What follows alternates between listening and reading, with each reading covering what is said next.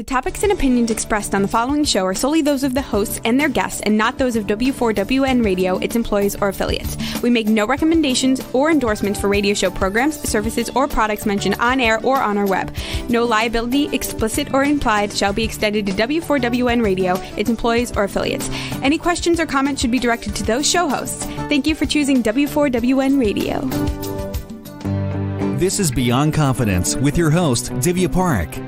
Do you want to live a more fulfilling life? Do you want to live your legacy and achieve your personal, professional, and financial goals? Well, coming up on Divya Parekh's Beyond Confidence, you will hear real stories of leaders, entrepreneurs, and achievers who have stepped into discomfort, shattered their status quo, and are living the life they want. You will learn how relationships are the key to achieving your aspirations and financial goals. Moving your career or business forward does not have to happen at the expense of your personal or family life, or vice versa. Learn more at www.divyaparekh.com, and you can connect with Divya at contact@divyaparekh.com. This is Beyond Confidence, and now here's your host, Divya Parekh. Hello, listeners. Hello, listeners. So thrilled to be with y'all. Just an amazing time. And beauty is that we are in the month of November, one of my favorite times of the year. Time of giving thanks, time of getting in the spirit of giving. So as we talk about giving, if you've not got your copy yet, get your copy of Expert to Influencer, because not only it's going to benefit you in your personal life, in your professional life, and in your business, whether you are a small business owner, entrepreneur, professional, or a CEO. And the biggest thing is that profits from the book will go to entrepreneurs impacted by COVID-19. So yes, we are in the season of giving, and think about how you can help others. And one of the things I will be sharing with you is we will be promoting every show is giving back 1 hour of your time every month. Just 1 hour for the benefit of somebody else. Think about it. You know, if there are 150 to 160 million adults in our country, every month we are providing 150 million hours. Think of the impact we could make. So today we have a special guest who has been on our show before, and it's a delight to have him back. Welcome, Michael. I said, thank you, Divya. I had to unmute myself. It's all good. So, Michael Grecco, am I pronouncing your name correctly? Yes, you are. Awesome. Yes, you are. So, Michael is an amazing celebrity photographer, and we will be asking him things about celebrities and finding the leadership in Hollywood, and asking him also questions around his leadership. How is he showing up, and how has he achieved this mastery in his work? So, Michael, let's start out, and it's possible some of you may have heard Michael's previous episode. If not, we're still going to start out with our usual questions. So, Michael, do you recall when you were a kid that you were eager to become a photographer? Yeah, I went to a summer camp that was all about, teaching experiences, right? So I went to a summer camp and learned the darkroom and fell in love with photography at that moment. It was just a mystery, printing photographs, taking pictures, seeing them come up on a piece of film. The mystery of making a print and having the print come up in Developer, all of that just totally fascinated me. So I was hooked. I would go and take photography books out of the Greenberg Public Library and look at great photographs to understand what a great photograph was. And I just knew from that moment I was going to be a photographer. Wow. You answered the question one of our audience asked. When did you know this was going to be for you? Do you want to add anything else to it? Yeah, about 13 years old, and I just sort of knew that that was something that I would really, really, really want to do. So, Well, talk about being passionate about work. So that is amazing. It is so wonderful. So as you move through your high school year, I am sure you were taking pictures since the time you were 13. yeah, I would photograph my friends. I was very into, I was very into my art class Mhm. and working with my art teacher, and I would do photo collages and portraits of my friends, and I really got into portraiture. I really enjoyed. In the back of his office, we'd put up a seamless paper, and I'd have a camera on a tripod, and I'd shoot portraits of my friends. And I sort of fell in love with portraiture at a little bit later than 13, more like probably 16 or 17, 18, but really, really loved it. So what was it about taking people's portraits that fascinated you? Um, I don't know. I guess it's, there's an ongoing shared experience that you have when you're photographing someone where you're interacting with them and Mhm. experiencing stuff with them. At the same time, there's something just, the friends you have and the people that are close to you, to memorialize them through a great photograph or an insightful photograph, to me was a powerful thing in life. Absolutely. And it's a piece of history if you think about it. And it captures that moments and experiences because I still remember, when I would be sitting down with my grandfather or grandma, and then they would show the pictures, black and white pictures of their parents, and seeing that, people were gone. And yet you could see them, you could see that moment, and especially if it's captured right there. So I can definitely see how it became part of you. So as you got fascinated with people, and as you mentioned, interacting with them, what happened next? Where did your Um, love for I poetry take you? I had studied I had studied photography in high school. I was on an advanced curriculum where my senior year I could study outside of the high school. So I would take college classes at the State University of New York, SUNY Purchase, the Purchase campus, and I would take photography classes at Manhattanville College.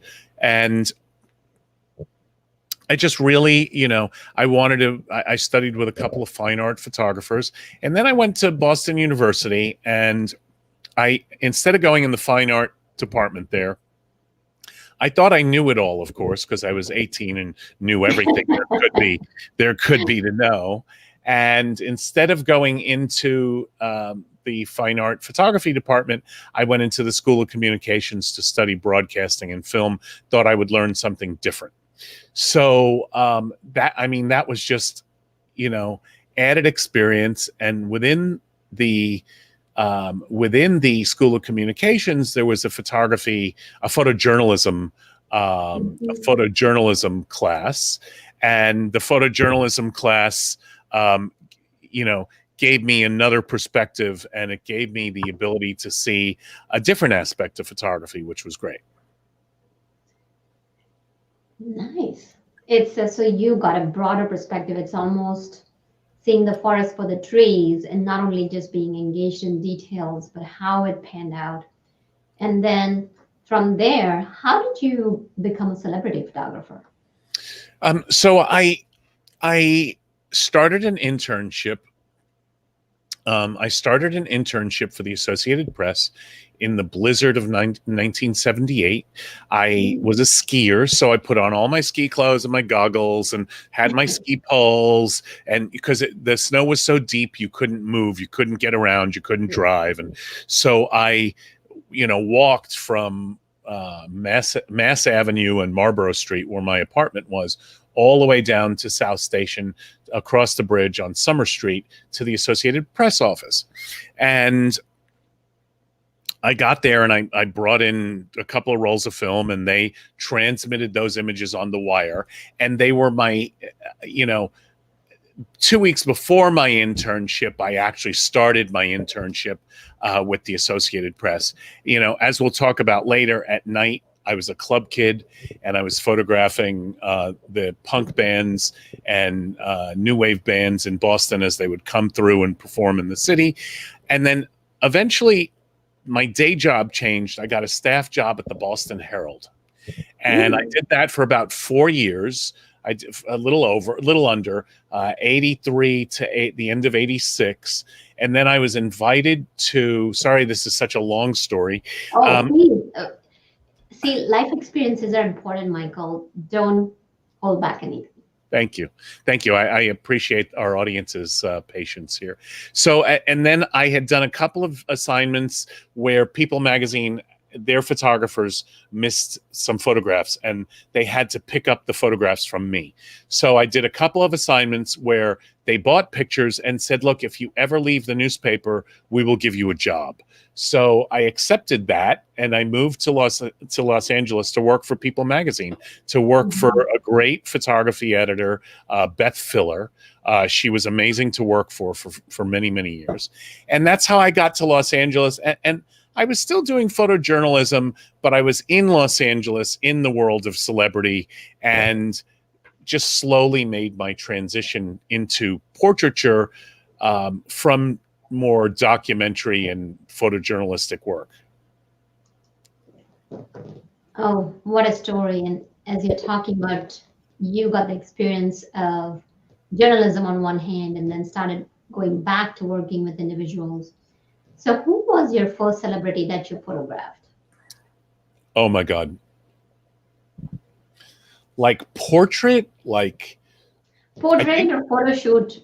Yeah, I think like a real portrait where I brought a background and I photographed someone. I think it was Diane Lane, for the actress, when she was doing the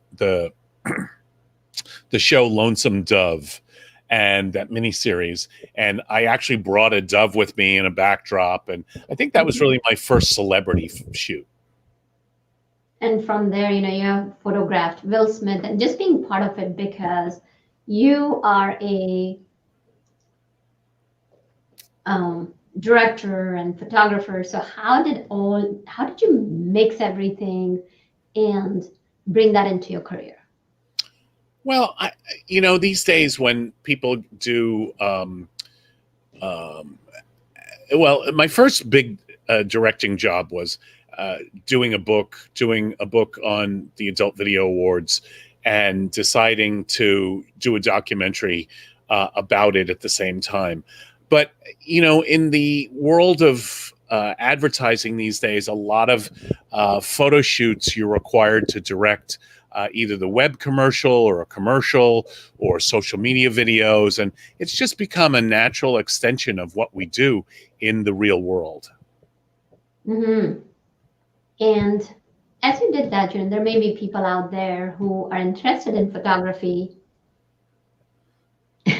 And of course, we already have a question. I'd like to address that all at the same time.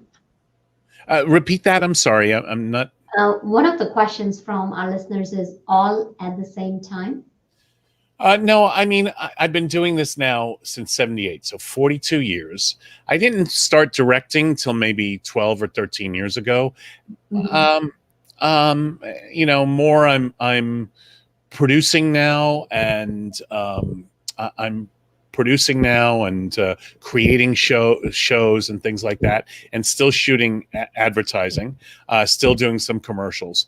So, yeah, I guess it is all at the same time. But when I direct, I don't operate camera.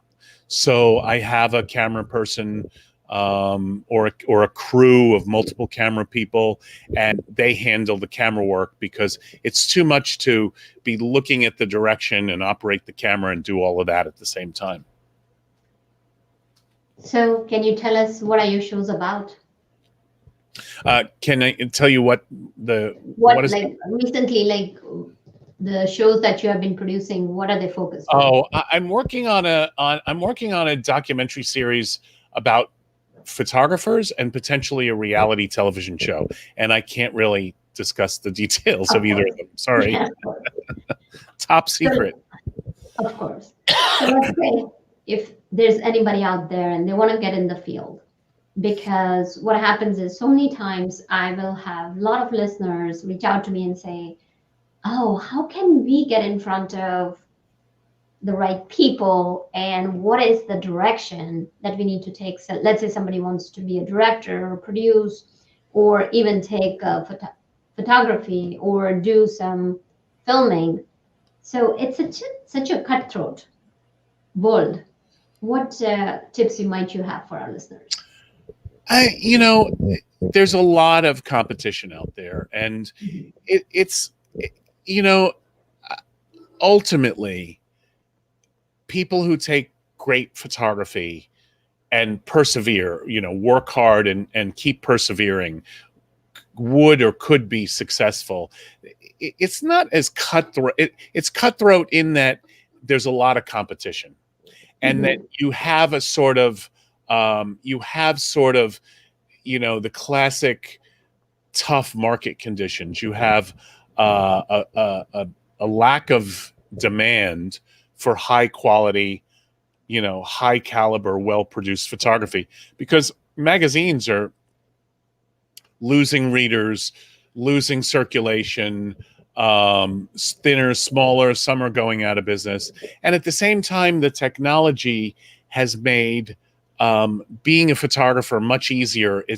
The barrier to entry is gone. The technology and the cameras today, digital cameras, do a lot of the work for you. And if the picture didn't turn out well, you can fix it in Photoshop. So you have a lot more people who want to be photographers. And that's just made it a little difficult, in the environment. So are you currently using digital cameras, or are you using anytime the old-fashioned photographer? No, I shoot digitally. I mean, you really can't shoot. You can, but it's difficult in this world to shoot. It's difficult in this world to shoot. To have to process film, and the workflow is tough, and to find a lab and all of that. I shoot that, but we're later in the show we'll talk about my new book, Punk, Post-Punk, New Wave, and I remind people that back in the day when I was learning photojournalism and working on those images at night, you would have to focus the camera, you would have to expose film. There was nothing to check. You would hope it would come out okay. There was very little automatic exposure. Some of the flash units would have an automatic sensor, but that would be about it. You had to know what you were doing. If you were photographing a live show, you would continually be focusing the camera back and forth and following the action back and forth, and you really had to have your chops.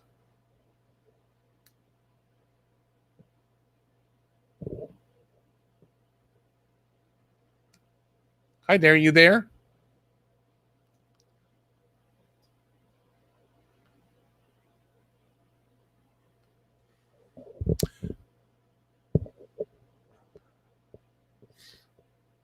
Hi.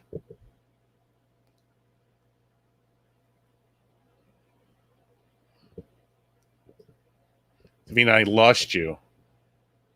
I can see the chat, though, if anyone has any questions. Let's look.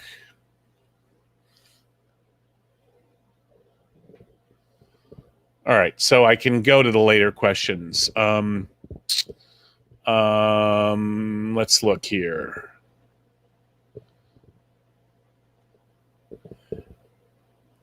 So one question is, have you been doing photography since that young age? And yes, I've maintained doing photography all this time. I still will shoot occasionally, but at this point, I'm also doing a lot of entrepreneurial things. Like I said, I'm in development for a documentary series. I'm in development for potentially a reality television show. I've got 3 startups that are all in the photography, some form of the photography world. And at this point in my life, I find that more interesting than struggling to get a photography job. And like I said, when a big job comes along, we do it, we produce it, we love doing it, and that's really great. So let me see. I'm looking for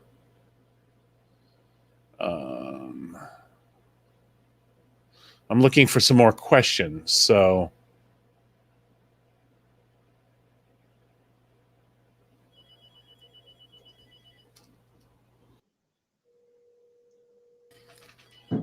All right, I'm back on. oh, we lost you. Yeah, tech happens, folks. Sometimes it just kicked me off, and I'm back here. So apologies for that. I answered a extra question or two. Try to keep it going. Well, I was able to see you, and that's what happens, and it's all good. So, Michael, let's talk about some names of the celebrities that you have photographed, because last time when we had done your show, there were like so many questions about that.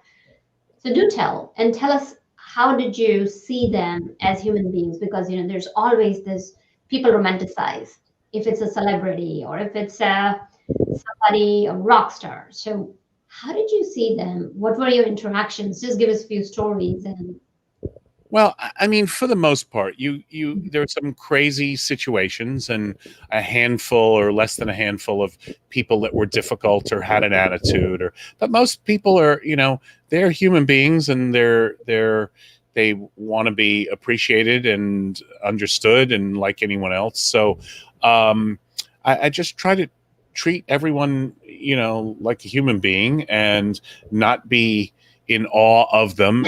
Know that they have a job to do, right? And I have a job to do.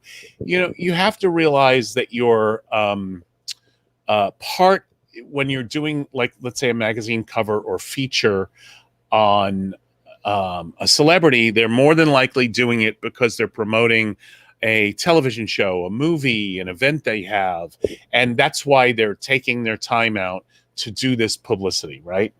And you're part of that machine. You have to make them look good. You have to make them, feel comfortable. And most of my photography then centers around the actual, it centers around the actual concept of what I'm trying to do with the photo shoot. So it's usually in some way telling the story of the movie or the character they're in, or what they're doing in their life, or the book they wrote, or the TV show they're in, and we'll often play on that. Sometimes it's really about them, it's at home or whatever, but there's always a story to tell, and most people come in very professionally, and we try to do the same thing. I mean, I'll sit down with them in hair and makeup, and I will make it comfortable. I'll talk about things we might be able to share, and I might know of, to make them, to relate to them. And like kindergarten, I try to, when you were in kindergarten, you felt so good when the teacher told you what was going to happen for the day. Well, I mean, that's the attitude I have. It's like I sit down and tell talent, the wonderful talent I get to photograph, what's going to happen. We're going to do this, we're going to do that. I need 3 looks, 3 makeup looks, 4 wardrobe changes. We're going to shoot the back cover, the front cover. If I'm doing someone's book, I need they were talking about a pull-out spread. These are the images, these are the sets, and I'll just walk people through it. And then when I'm photographing them, I'll communicate to them what I want, oh no, that was great. Hold that pose, look this way, that sort of thing. Definitely good insights in there. Who would you say were your couple of your favorite people that you love to shoot with? For a while, I mean, I had a very nice streak of photographing Renee Russo, who was just lovely, a great woman, and the same with Danica McKellar. I've shot Will Smith a couple of times and absolutely love working with him. it's been I've been very fortunate, as I'm sure our audience can understand. When you have interesting and mostly pleasant, nice, positive life experiences. So.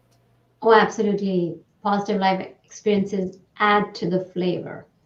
We have had a couple of questions, and one of the questions from the audience is, have you been enamored with anyone that you have shot? Enamored? Yeah. Well, I mean, I've had some moments of, dressing Rene Russo or Pamela Anderson, and there have been moments of, when Pamela Anderson was starting her career, putting her in a, latex dress yeah, I love my subjects. I love, the men, the women I photograph. I want them to look good, and I still want to take a powerful picture. But it's fun, I love to go in and fix hair or whatever. I remember photographing Johnny Depp, and he had a piece of hair that came down in front of his face like this. And I went in, and camera was on a tripod. I just walked in and moved his hair, and put it over to the side. And he waited about 20 minutes, and he just stopped posing, left his mark. There's a mark on the floor approximately where he should stand. And he walked up to me and fixed my hair and went back.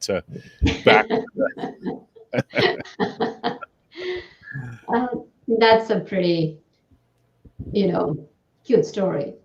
So there are a couple of other questions that have popped up is that, do you find yourself reading people well?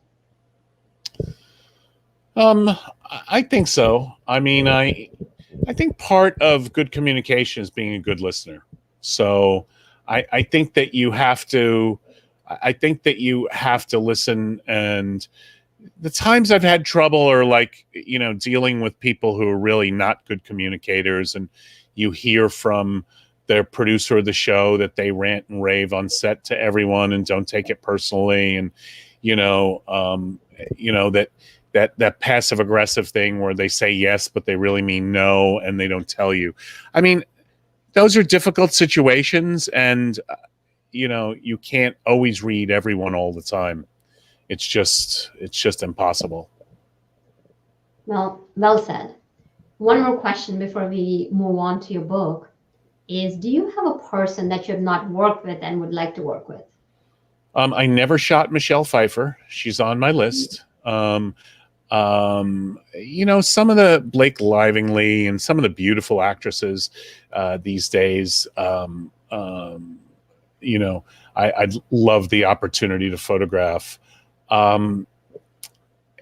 Most of what I'm doing now is more advertising and commercial work, and we're up for a alcohol campaign and potentially a commercial with it, and things like that. So, and I treat the business side of what I do too, just as creatively. Like, I've come up with a couple of ideas for startups. My wife actually came up with one of them, Elizabeth. I have to give her credit. I've come up with a couple of ideas of startups, and just try to be creative in my life in general. Oh, creativity is so important. And we have a couple of very quick other questions. Have you ever done landscape shots? I have a series of images that I shoot at night, that I've shot at night with a panoramic camera as I'm traveling. So if I'm traveling to a foreign country or doing something, I've carried this panoramic camera with me for years, and I will photograph these night urban landscapes, but not really nature. Nature's not my thing. I really love architecture and this, architecture and cityscapes and things like that. So one of the other questions is that COVID-19 has impacted people all across the globe, along with all the different industries. Has it impacted your work? Well, Like I said, I'm working on a bunch of businesses. Shooting now is very difficult because if I go to New York or have to travel somewhere for a shoot, you're in quarantine. It just makes the logistics very difficult. But a lot of what I've been working on, I'm very fortunate in the timing in my life. A lot of what I've been working on are developing these the documentary series and the reality TV show, and these working on proposals for three different startups. So a lot of it is just in my office. My wife and I had an apartment in New York, which we gave up on February 20th and moved everything out of there and left the apartment, which was smart because we've been here in Santa Monica. Yeah, I didn't know. We needed to get rid of it anyway because she decided to close her office there. So, and do business from LA. We both love Los Angeles. So we're in Santa Monica and we've been here. It's a comfortable place. I can ride my motorcycle, which I love to do, and do that sort of stuff. It's a comfortable place. It's extremely enjoyable.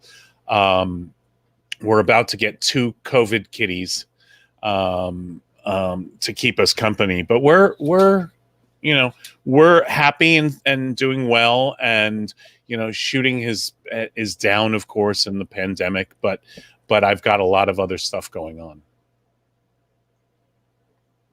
So what gave you the idea to write your book, and tell us about it? So the book is called Punk, Post-Punk, New Wave, Onstage, Backstage, In Your Face, 1978 to 1991. You can see it on the daysofpunk.com website. I had an archivist. My archivist, Michael Parker, kept pulling images out of the file for me. She's like, dude, look at this. Oh, you got to do something with this. And for years, she kept telling me I had to do something with these images, right? So it was, she'd regularly pull stuff out and have me look at them, which was great. So finally, I was like, you know what? You're right. We have to do something with it. So it's been like a 5-year project. We had to scan all the images. A lot of them, they're all film. A lot of them weren't scanned. So we had to scan all the images. We then did a mock-up of the book. I did a video to promote the book. I went and looked for a publisher. I had a publisher in the UK that actually fell through. And out of desperation last year, I called a photographer friend and asked him if he can connect me with his publisher. My friend Danny Clinch connected me with Michael Sand at Abrams, and I've been very, very happy. They're an amazing publisher. They've done a great job with the publicity and the marketing, and the book, my editor, Garrett McGrath, did an amazing job. If our audience gets to see the book, it's like he encouraged me to write stories of my personal experience.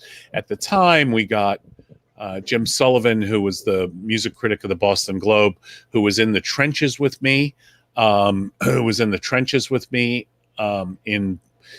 a lot of these shows. And really the book is a document of the Boston and New York punk and new wave scene and post-punk scene in the late 70s and early 80s. And I was a club kid. I'd shoot for the Associated Press during the day and was a club kid at night. So, that's how it came about. So can you tell us about some of your favorite pictures in the book? Can you tell you about what? Can you tell us about some of your favorite pictures in the book? Oh, the book is sort of telling that I was into portrait photography. So I was photographing for Boston Rock magazine and the commercial radio station WBCN Boston at the time. And I would cover shows and cover events. But, I always tried to pull the musicians aside and do a portrait because, as I said, portraits from being in high school were always important to me. So, my favorite pictures are those portraits. My favorite pictures are, the portraits of the B-52s, of Adam Ant, of Annabella Lewin, of Bow Wow Wow, of Billy Idol. The portraits for me were very impromptu. I'd grab someone and pose them in a corner or against the wall with a little flash. I'd take it off my camera and use the flash bouncing off a wall. And they were very journalistic portraits, but they were fun. And, people gave me a moment and gave me time. And that's what really made it work for me. Oh, that's amazing. And what are your plans beyond the book? Right now, we're just promoting the book. I'm, like I said, I have, I have 3 startups. So one is actually started already, but we're building our own platform after sharing someone else's. Just trying to set up. We have a couple of more weeks or months of publicity for the book, and then we're trying to set up shows. It's very hard to set up gallery shows, though, in COVID, because you don't know when it's going to end or what you could schedule. I have a gallery in London and Sweden and Toronto and New York, and no one can schedule a show. The Struck Gallery, the Struck Contemporary in Toronto has something scheduled for March, but we don't even know if we can go there and do the show. So everything's a little up in the air with that. But I've got these, this documentary series and potentially the reality television show. And I love being entrepreneurial, and I love being creative in business, and I'm always busy. Yeah, absolutely. So you talk about being on stage and backstage. Do you want to share the difference as to what goes on backstage to get on stage? Well, usually the on stage happens first and the backstage happens afterwards. But in the musical world, because a musician is usually in private space, getting ready to do a show, not to be disturbed. And then after they've done the show, they usually open up the backstage. So, it was easy for me because I was part of the scene. I would dress the part of a wire service stringer, they were called, or Associated Press photographer during the day. I would wear a button-down shirt and boots and nice slacks, and I would dress that part. And at night, I was a club kid. I was sowing my oats. It was sex, drugs, and rock and roll. It was a ripped up T-shirt and a leather jacket and cowboy boots and tight jeans. And I was part of the scene, so it made it easier. It made it easier to hang out and be part of, hang out with the bands because you were one of them, right? Or so it just made it easier. Plus, I had a calling card. I had an assignment from Boston Rock Magazine at the time, or WBCN in Boston, the radio station I was shooting for. So I had a reason for being there, but I also fit in. So, some of these bands would come over my house. We'd invite them to an after party. Someone would host an after party. It was an interesting time, and doing a book that was retrospective like this. That's your work from 40 years ago. You get to realize what you were a part of, because we were all part of that scene. What you photographed, what you documented, and being a part of that now, you realize how special it was. So what would you say are your fond memories from that time? Well, you're sort of in awe. The first show ever of The Police, the first show ever of U2, the first show ever of The Cure, the first show ever in the United States, I should say, not ever. The first show in the United States of bands like Devo and the Buzzcocks and Public Image Limited, which had Johnny Rotten in the band. And you were part of an incredible music scene where those people went on to do something, to be known. Billy Idol went on to be famous, and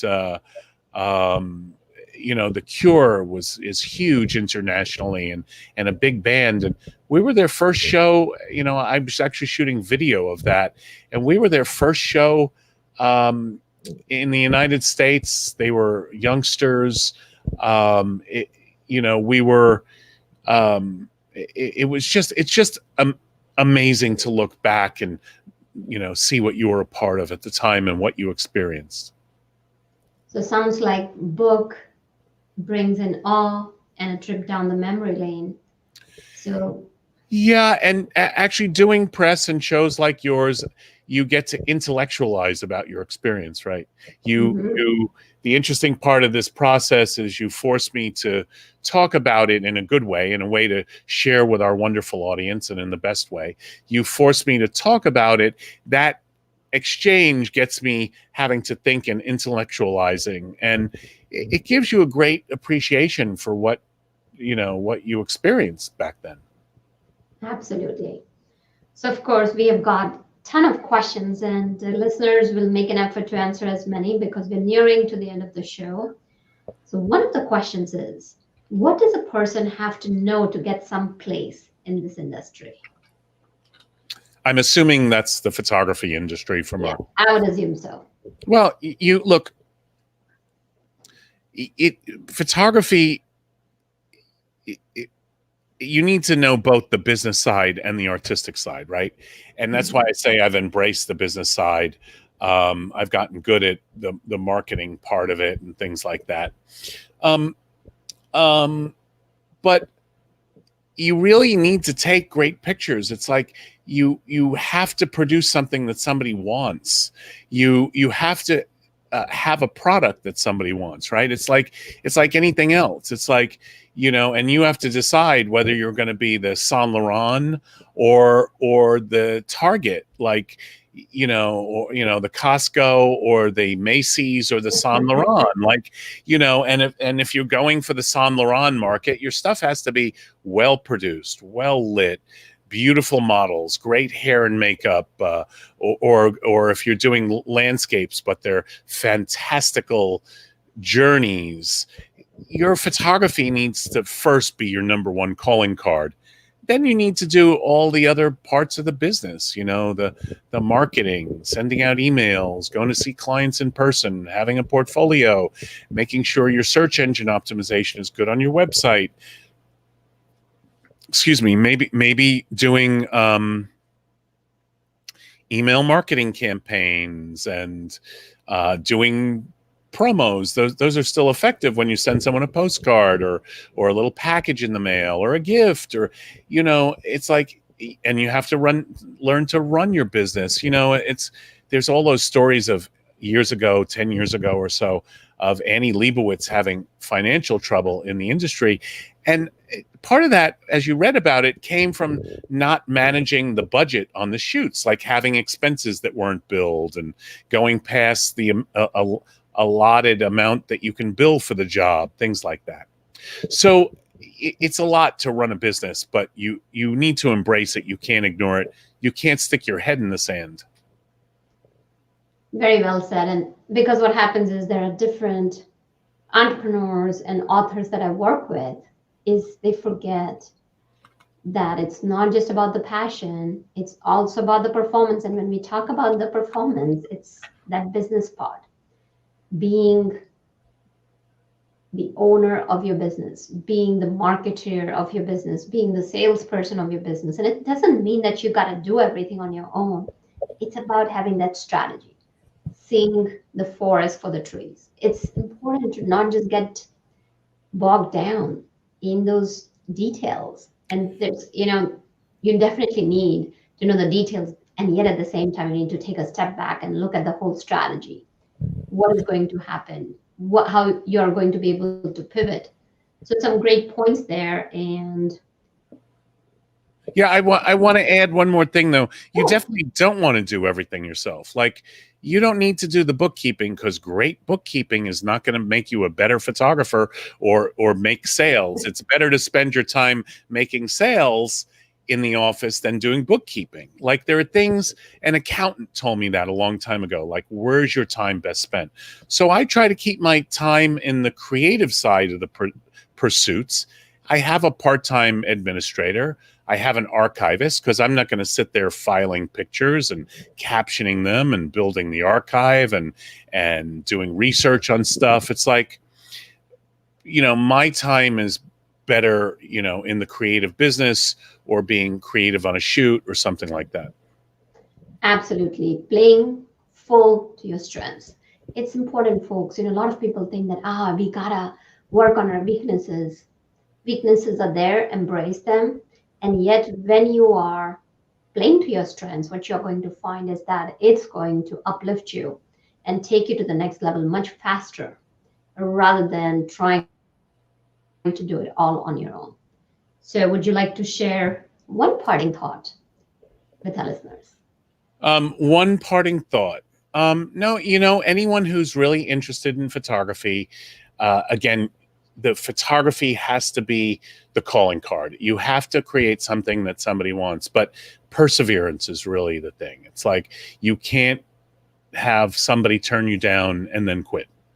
It's like with the book. I gave it to 4, 5, 6 publishers, and I even had a deal that fell apart after they, I believe we had a signed contract, and it wasn't until I found the right publisher. It wasn't until, so you really have to have perseverance to keep it going. And I'm sure our incredible audience will understand times and in other businesses where they understand that, you can't just quit. So that's the road to success. Absolutely. Definitely. Great wisdom. So where can the audience find your book again? If they just go to the Days of Punk, so DAYSOFPUNK.com, daysofpunk.com. There's a book page there, and they can choose their bookseller. It's on Amazon. It's in Barnes and Noble and every great bookstore. We have bookstores in Australia and England. It's an international book. So. Well, fantastic. Thank you for all your wisdom, and it's a pleasure talking with you. Thank you. Great to be on again. I really appreciate it, and I want to thank the audience for listening. Absolutely. Thank you, Michael, and thank you, listeners, for joining us and being engaged, because without you, the show's not possible. And thank you, Rebel, for helping us make the show. Until next time, be brilliant and take care. Bye now. Thank you for being part of Beyond Confidence with your host, Divya Parekh. We hope you have learned more about how to start living the life you want. Each week on Beyond Confidence, you hear stories of real people who have experienced growth by overcoming their fears and building meaningful relationships. During Beyond Confidence, Divya Parekh shares what happened to her when she stepped out of her comfort zone to work directly with people across the globe. She not only coaches people how to form heart connections, but also transform relationships to mutually beneficial partnerships as they strive to live the life they want. If you are ready to live the life you want and leverage your strengths, learn more at www.divyaparekh.com. And you can connect with Divya at contact@divyaparekh.com. We look forward to you joining us next week, Monday, 8 p.m. Eastern Time.